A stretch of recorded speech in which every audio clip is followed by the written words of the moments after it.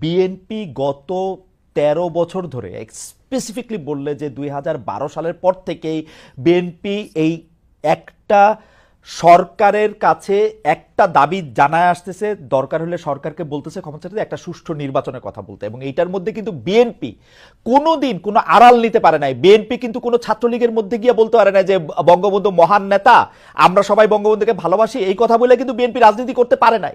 বিএনপিকে রাজনীতিটা করতে হয়েছে বিএনপির কথা বলেই, শেখ হাসিনার এগেনস্টে কথা বলেই বিএনপি রাজনীতি করতে হয়েছে। তার জন্য মামলা মোকদ্দমা জেল জুলুম যত কিছু করছে চা খাচ্ছে।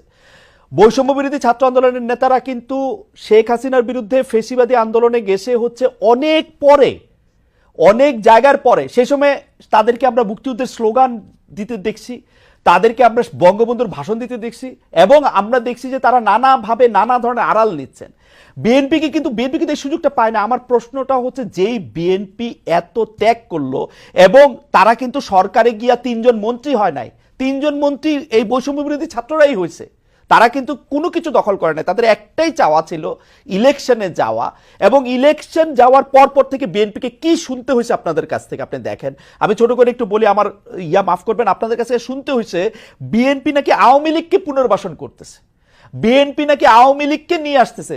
আওয়ামী লীগ দিয়া বিএনপির নেতারা যেভাবে ক্ষতিগ্রস্ত হয়েছে তার ১০০ ভাগের ১ ভাগ বাংলাদেশে কেউ হয় নাই।